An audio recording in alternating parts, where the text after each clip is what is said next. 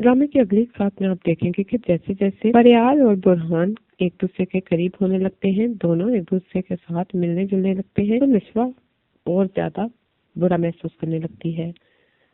वो समझ नहीं पाती कि उसके अंदर ऐसी फीलिंग क्यों आ रही है। वो सोचती है कि जरूर वो बुरहान सर से मोहब्बत करने लगी है, लेकिन फिर वो अपने आप को ही डांट देती है और कहती है कि ऐसी बात तो सोचनी भी नहीं चाहिए। हमारी फैमिली में मोहब्बत को अच्छे अंदाज में न देखा जाता है और न ही उसे कामयाब होने दिया जाता है।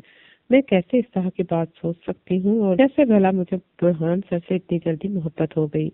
वो अपनी बात को ही इग्नोर करके वहां से चली जाती है, लेकिन जब भी वो फरियाल को बुरहान सर के साथ देखती है तो बहुत जलन महसूस करती है। वो अपनी इस फीलिंग को कोई भी नाम नहीं दे पाती, लेकिन वो ये जरूर सोचती है कि उसे बुरहान सर से कोई ना कोई जज्बाती लगाव हो गया है, तभी वो ऐसा महसूस करती है। दूसरी तरफ सर बुरहान अब प्लानिंग करने लगते हैं कि वो किसी न किसी तरह बिस्मा आंटी से आसिम अंकल की मुलाकात करवा दे। वो आसिम अंकल से जब बात करते हैं तो वो कहते हैं कि ऐसा नहीं हो सकता, बिस्मा की सास के होते हुए तो ऐसा बिल्कुल भी नहीं हो सकता, तुम तो ऐसा कभी सोचना भी ना। बुरहान कहते हैं कि मैं ऐसा करके दिखाऊंगा और आप देखिएगा कि जल्द ही मैं कोई ना कोई रास्ता निकाल लूंगा। वैसे मैं आपको बताता चलूं कि वो आज भी बहुत प्यारी और बहुत मासूम सी हैं।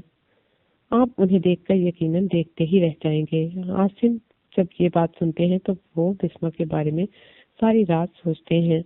वो माजी की बातें याद करने लगते हैं और उन्हें एक एक बात तकलीफ देने लगती है कि किस तरह वो दोनों एक दूसरे से दीवानावार मोहब्बत करते थे और किस तरह अचानक बिस्मा ने उसका साथ छोड़ दिया।